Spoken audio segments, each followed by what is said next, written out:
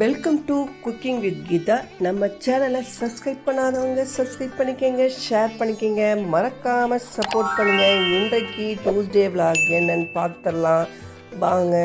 காலம்பரை மீதி தோசை மாவு இருந்தது, அதனால் அதில் புளிச்சு கொஞ்சம் போயிடுச்சு. அதனால் வெங்காயம், பச்சை மிளகாய், கருவேப்பிலை, கரம் மசாலா, மிளகாய்த்தூள் எல்லாத்தையும் போட்டு காரசாரமாக அப்படியே கரைச்சி வச்சுருக்கீங்க. குழிப்பணியாரம் ஊற்றிலான்னு பருப்பு நல்லா வேக வச்சாச்சு. புளி நல்லா ஊற வச்சுருக்கேங்க.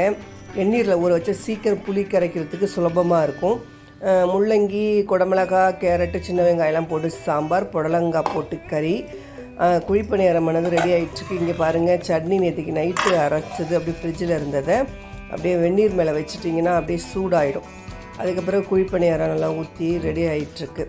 ஓரளவுக்கு பண்ணியாச்சு பாருங்கள். அதுக்கப்புறம் என்ன ஒர்க்குன்னா பாருங்கள், நல்லா சாஃப்டாக இருக்குது. வெந்தயம் போட்டு அரைக்கும் முன்னால் கொஞ்சம் நல்லா சாஃப்டாகவே இருக்குங்க குழிப்பணியாரமானது. அடுத்தது என்ன பண்ண போகிறேன் அப்படின்னா, இங்கே குழிப்பணியாரமானது ஊற்றி ஒரு ஈடு எடுத்து வச்சுருக்கேன், இன்னொரு ஈடு போட்டுட்ருக்கேன். அடுத்தது அப்படியே பரட்டி விட்ருங்க. பார்க்க நல்லா கலர்ஃபுல்லாக இருக்குது. அடுத்தது செவ்வாய்க்கிழமைக்கு சுவாமி கும்பிட்டுருக்கேன்.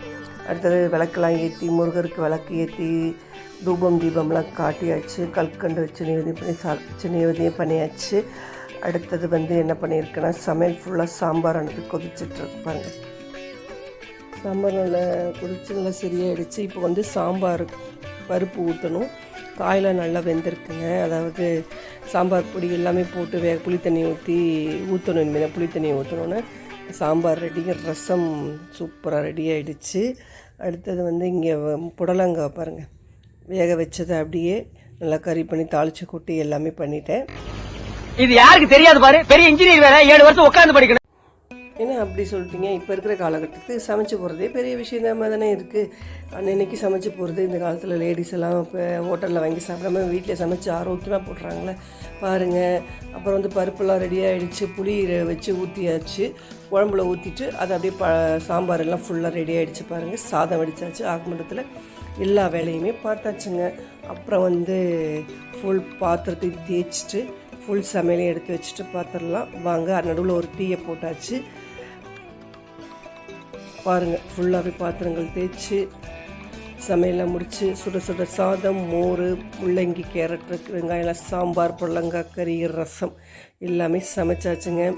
இந்த டியூஸ்டே விலாக் இன்றைக்கி இப்படி தான் போச்சு. கண்டிப்பாக உங்களுக்கு பிடிச்சிருந்தா சப்ஸ்கிரைப் பண்ணிக்கோங்க, ஷேர் பண்ணிக்கோங்க, மறக்காமல் சப்போர்ட் பண்ணுங்கள். நம்ம அடுத்த நல்ல வீடியோவில் பார்க்கலாம். அது வரைக்கும் டாடா, பாய்.